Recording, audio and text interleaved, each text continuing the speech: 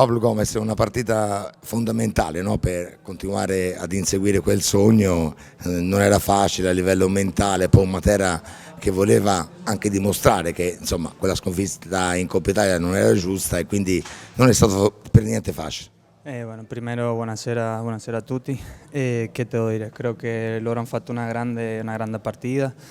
Noi non l'abbiamo giocato, siamo alla fine, siamo stanchi anche di testa, siamo lì a un passo alla fine.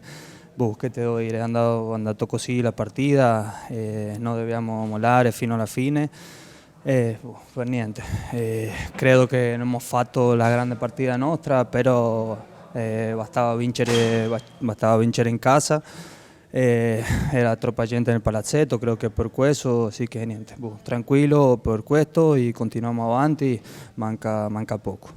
No, questo è importante perché poi nel momento fondamentale comunque avete dimostrato che siete una grande squadra, no? Quindi tutti bravi, ma onestamente Pablo è il numero uno.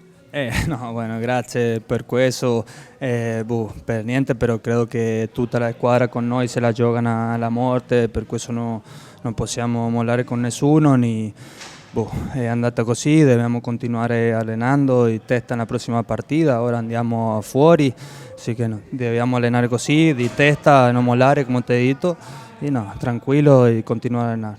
Lo sai che ormai per noi sei viareggino d'adozione, quindi devi rimanere con noi, eh?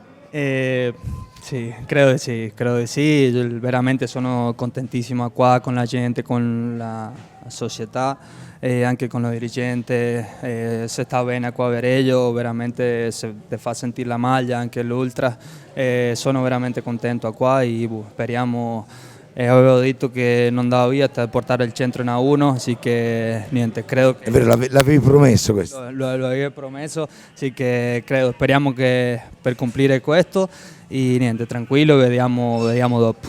Grazie campione. Grazie a te.